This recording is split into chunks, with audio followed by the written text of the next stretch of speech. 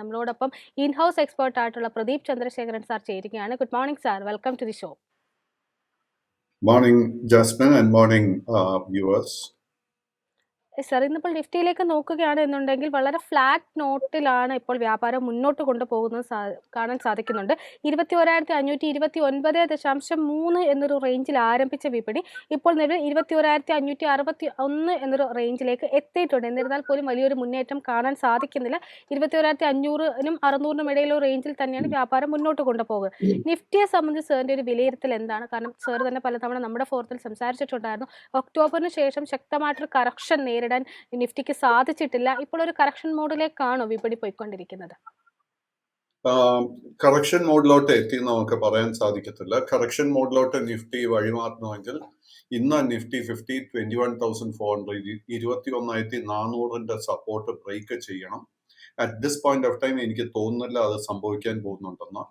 So ഇന്ന് നമ്മൾ expect ചെയ്യേണ്ടത് നിഫ്റ്റി 50 ബിറ്റ്വീൻ 21,500 ആൻഡ് 21,800 ഈ ഒരു 300 പോയിന്റിന്റെ റേഞ്ചിലായിരിക്കും മിക്കവാറും ഇന്ന് ട്രേഡിംഗ് നടത്താൻ പോകുന്നത്.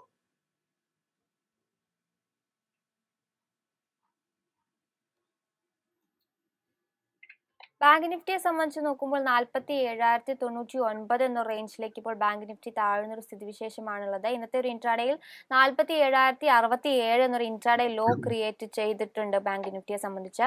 ഒപ്പം തന്നെ ഭൂരിഭാഗം ബാങ്കിങ് ഓഹരികളും ഇന്ന് ഒരു ഇടിവിൽ തന്നെയാണ് വ്യാപാരം മുന്നോട്ട് കൊണ്ടുപോകുന്നത്. ബാങ്ക് ഓഫ് ബറോഡയും ഇൻഡസ്ഇൻഡ് ബാങ്കും മാത്രമാണ് ഒരു ഫ്ലാറ്റ് ആയിട്ട് ട്രേഡിംഗ് നടത്തുന്നുള്ളൂ. മറ്റു ഓഹരികളെല്ലാം തന്നെ ഒരു ചുവപ്പിൽ തന്നെയാണ് മുന്നോട്ട് പോകുന്നത്. ബാങ്ക് നിഫ്റ്റിയെ സംബന്ധിച്ച് ഇനി മുന്നോട്ടേക്ക് ശ്രദ്ധിച്ചിരിക്കേണ്ട ലെവലുകൾ ഏതൊക്കെയാണ്? സോ നിഫ്റ്റി ബാങ്ക് ഇൻഡെക്സിന്റെ കേസിൽ ഒരു മേജർ സപ്പോർട്ട് ഇപ്പൊ കാണാൻ സാധിക്കുന്നത് 46,800 പോയിന്റിലാണ്. സോ ആ ഒരു സപ്പോർട്ട് ബ്രേക്ക് ചെയ്യപ്പെട്ടാൽ short term trend is going to become bearish.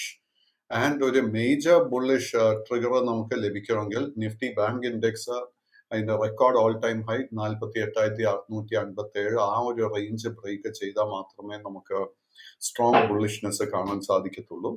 And നമ്മളിപ്പോൾ ബാങ്കിങ് സ്റ്റോക്സ് എടുത്തു കഴിഞ്ഞാൽ ഒത്തിരി ബാങ്കിങ് സ്റ്റോക്സിൽ നമുക്ക് പ്രോഫിറ്റ് ടേക്കിംഗ് കാണാൻ സാധിക്കുന്നുണ്ട്.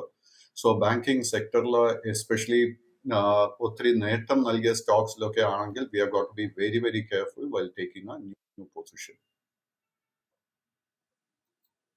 സാർ, അതിനോടൊപ്പം തന്നെ ചോദിക്കുകയാണെങ്കിൽ നിഫ്റ്റി IT-യിലേക്ക് വരുമ്പോൾ സാമാന്യം നല്ല രീതിയിൽ മെച്ചപ്പെട്ട ഒരു പ്രകടനം തന്നെയാണ് നിഫ്റ്റി IT ഇപ്പോൾ കാഴ്ചവെച്ചുകൊണ്ടിരിക്കുന്നത്. 0.39% നേട്ടത്തോടു കൂടി 34,797.95 എന്നൊരു റേഞ്ചിലാണ് വ്യാപാരം മുന്നോട്ട് കൊണ്ടുപോകുന്നത്. IT-യിലേക്ക് നോക്കുകയാണെങ്കിൽ മെഗാ ക്യാപ് കമ്പനികളാണ് ഇന്നിപ്പോൾ ആദ്യ മിനിറ്റുകൾ ഒരു ടോപ്പ് ഗെയിനറായിട്ട് നിലകൊള്ളുന്നത്. പ്രത്യേകിച്ചും HCL ടെക്കിലേക്ക് വരുമ്പോൾ 0.97% നേട്ടത്തിലാണ് HCL ടെക് വ്യാപാരം മുന്നോട്ട് കൊണ്ടുപോകുന്നത്.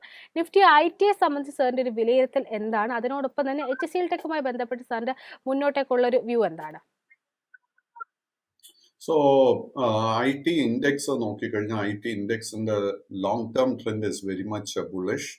ആൻഡ് ഷോർട്ട് ടേം നോക്കുമ്പോഴേക്കും നമുക്ക് IT ഇൻഡെക്സിൽ 34,200 പോയിന്റിൽ വളരെ മേജർ സപ്പോർട്ടും കാണുന്നുണ്ട്. എനിക്ക് തോന്നുന്നില്ല ആ ഒരു സപ്പോർട്ട് എളുപ്പത്തിന് ബ്രേക്ക് ചെയ്യപ്പെടുമെന്ന്.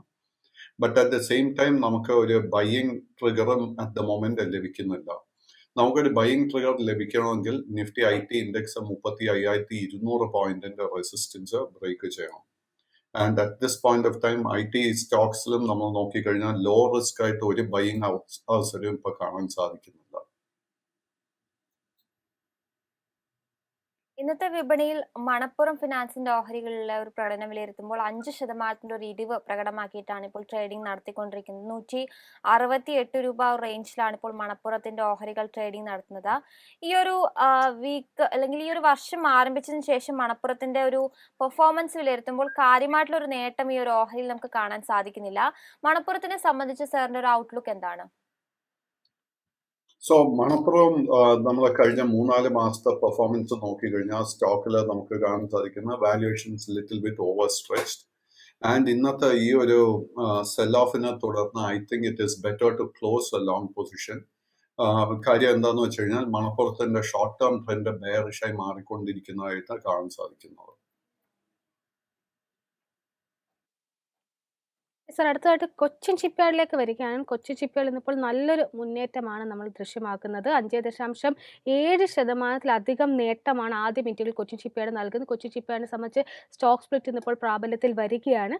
കൊച്ചിൻ ഷിപ്പ്യാർഡിനെ സംബന്ധിച്ച് അതിൻ്റെ മുന്നോട്ടേക്കുള്ള വിലയിരുത്തൽ എന്താണ്? ഈ ഒരു ഓഹരിയിൽ ഒരു നിക്ഷേപകൻ എന്ന നിലയിൽ പ്രധാനമായിട്ടും വാച്ച് ചെയ്യേണ്ട സപ്പോർട്ട് റെസിസ്റ്റൻസ് ലെവലുകൾ ഏതൊക്കെയാണ്? So Cochin Shipyard കേസില് the trend is very much bullish. ഒരു വീക്ക്നെസ്സും കാണുന്നില്ല. ബട്ട് പ്രോബ്ലം എന്താന്ന് വെച്ച് കഴിഞ്ഞാൽ ഈ സ്റ്റോക്കിലും കഴിഞ്ഞ 2-3 മാസത്തിനിടെ നമുക്ക് കാര്യമായിട്ട് ഒരു പ്രോഫിറ്റ് ടേക്കിംഗ് കറക്ഷൻ ഒന്നും തന്നെ കാണാൻ സാധിച്ചിട്ടില്ല. So continue to hold on to the long position. But ഈ ഹൈ ലെവൽസിന്റെ പുതിയൊരു പൊസിഷൻ അഡ്വൈസ് ചെയ്യുന്നില്ല. ആൻഡ് ഇതിന്റെ ഒരു സപ്പോർട്ട് നോക്കിക്കഴിഞ്ഞാൽ ഇന്നത്തെ ലോവസ്റ്റ് ലെവൽ എന്ന് പറയുമ്പോൾ അറൌണ്ട് 670 രൂപ. ആ ഒരു ലെവലായിരിക്കണം നമ്മൾ സപ്പോർട്ടായിട്ട് വാച്ച് ചെയ്യേണ്ടത്. ഇന്ന് ഡെൽറ്റ കോർപ്പിന്റെ ഓഹരികളിലും ഒരു ഇടിവ് തന്നെയാണ് കാണുന്നത്. 3% നഷ്ടത്തിൽ 146 രൂപ റേഞ്ചിലാണ് ട്രേഡിംഗ് നടത്തിക്കൊണ്ടിരിക്കുന്നത്. ഡെൽറ്റ കോർപ്പിനെ കുറിച്ച് പറയുമ്പോൾ കഴിഞ്ഞൊരു 1 വീക്കായിട്ടും 8% ഒരു നെഗറ്റീവ് റിട്ടേൺ ആണ് ഈ സ്റ്റോക്ക് നൽകിക്കൊണ്ടിരിക്കുന്നത്. ഡെൽറ്റ കോർപ്പിനെ സംബന്ധിച്ച് സാറിന്റെ ഒരു വ്യൂ എന്താണ്? നമുക്കൊരു ലോങ് ടേം പെർസ്പെക്റ്റീവിൽ കൺസിഡർ ചെയ്യാൻ സാധിക്കുമോ? ഡെൽറ്റ കോർപ്പിന്റെ long term and short term trend നോക്കിക്കഴിഞ്ഞാൽ it is very much bearish. ഇതിൽ ഒരു ബുള്ളിഷ് ട്രിഗറും കാണാൻ സാധിക്കുന്നില്ല. ഈ ഒരു സ്റ്റോക്ക് പൂർണ്ണമായിട്ട് അവോയ്ഡ് ചെയ്യുന്നതായിരിക്കും നല്ലത്. Especially this is a small cap stock and അതിൽ we have seen lot of ഒത്തിരി നെഗറ്റീവ് ന്യൂസ് ഈ ഒരു സെക്ടറിനെ കുറിച്ചും നമ്മൾ വായിക്കാനിടയുണ്ടായി.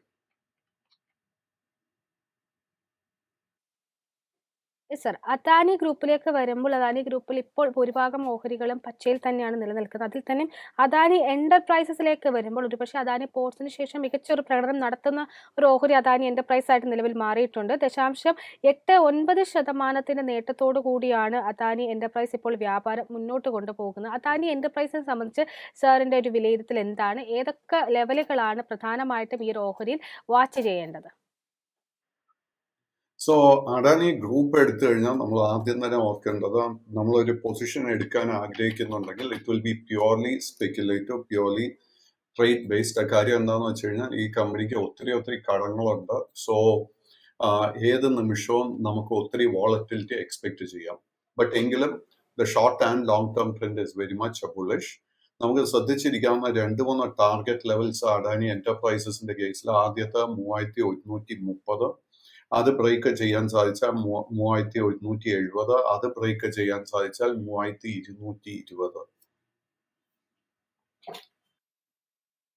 ഇന്നത്തെ വിപണിയിൽ ഇൻഡസ് ടവേഴ്സിന്റെ ഓഹരികളിൽ നല്ലൊരു മുന്നേറ്റം പ്രകടമാകുന്നുണ്ട്. 3% നേട്ടമാണ് ഇപ്പോൾ ഇൻഡസ് ടവേഴ്സിന്റെ ഓഹരികൾ നൽകിക്കൊണ്ടിരിക്കുന്നത്. ഇൻഡസ് ടവേഴ്സിനെ സംബന്ധിച്ച് ഈ ഒരു വർഷം ആരംഭിച്ചതിന് ശേഷം നല്ലൊരു മുന്നേറ്റം രേഖപ്പെടുത്താൻ വേണ്ടിയിട്ട് ഈ ഒരു സ്റ്റോക്കിന് സാധിച്ചിട്ടുണ്ട്. കഴിഞ്ഞൊരു 1 ഇയർ ആയിട്ട് കാര്യമായിട്ടുള്ളൊരു മുന്നേറ്റം രേഖപ്പെടുത്താത്തൊരു ഓഹരി കൂടിയാണ് ഇൻഡസ് ടവേഴ്സ്. ഈ വർഷം ഇതുവരെ 9% ഒരു റിട്ടേൺ നൽകാൻ വേണ്ടിയിട്ട് ഈ ഒരു സ്റ്റോക്കിന് സാധിച്ചിട്ടുണ്ട്. ഇൻഡസ് ടവേഴ്സിനെ സംബന്ധിച്ച് ബുഫ സെക്യൂരിറ്റീസ് ഒക്കെ തന്നെ ഇപ്പോൾ അവരുടെ ടാർഗറ്റ് പ്രൈസ് ഒക്കെ അപ്ഗ്രേഡ് ചെയ്തിട്ടുണ്ട്. നിലവിലെ ഒരു പ്രൈസിൽ നിന്നും ഓൾമോസ്റ്റ് ഒരു 29% ഒരു അപ്സൈഡ് പൊട്ടൻഷ്യലാണ് ഇപ്പോൾ ഇൻഡസ് ടവേഴ്സിൽ കാണുന്നത്. ഇൻഡസ് ടവേഴ്സിനെ സംബന്ധിച്ച് സാറിന്റെ ഒരു വിലയിരുത്തൽ എന്താണ്? Indus Towers is a turnaround stock. ഈ കമ്പനിക്ക് ഒത്തിരി ബാഡ് ഡെറ്റ്സ് ഉണ്ട്. കാര്യം എൻ്റെ ഓർമ്മ ശരിയാണെങ്കിൽ വോഡഫോൺ ഐഡിയയിൽ നിന്നും ഈ കമ്പനിക്ക് ഒത്തിരി റിസീവബിൾസ് കമ്പനിക്ക് ഉണ്ട്.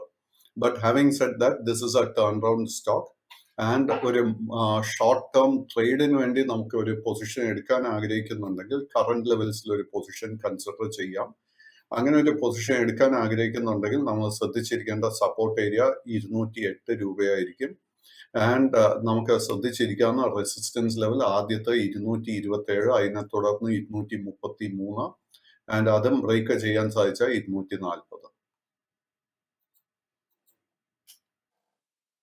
സർ അവസാനമായിട്ട് പേടിഎമ്മുമായി ബന്ധപ്പെട്ടുള്ള സാറിൻ്റെ റിവ്യൂ ആണ് അറിയാൻ ആഗ്രഹിക്കുന്നത്. ഓഹരി ഇപ്പോൾ 0.31% നേരിയൊരു ഇടിവ് രേഖപ്പെടുത്തി 683.55 എന്നൊരു റേഞ്ചിലായിരുന്നു വ്യാപാരം മുന്നോട്ട് കൊണ്ടുപോകുന്നത്.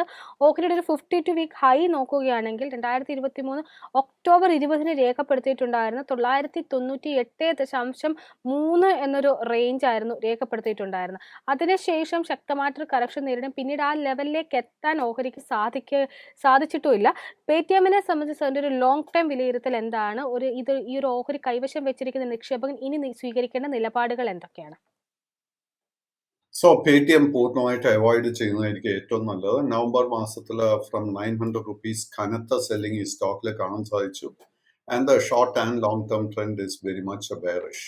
സോ കൈവശം ലോങ് പൊസിഷൻ ഉണ്ടെങ്കിൽ better to close the long position and നമുക്ക് ഈ സ്റ്റോക്കിൽ ഒരു ബോട്ടം ക്രിയേറ്റ് ചെയ്യുന്നത് വരെ let us wait and watch.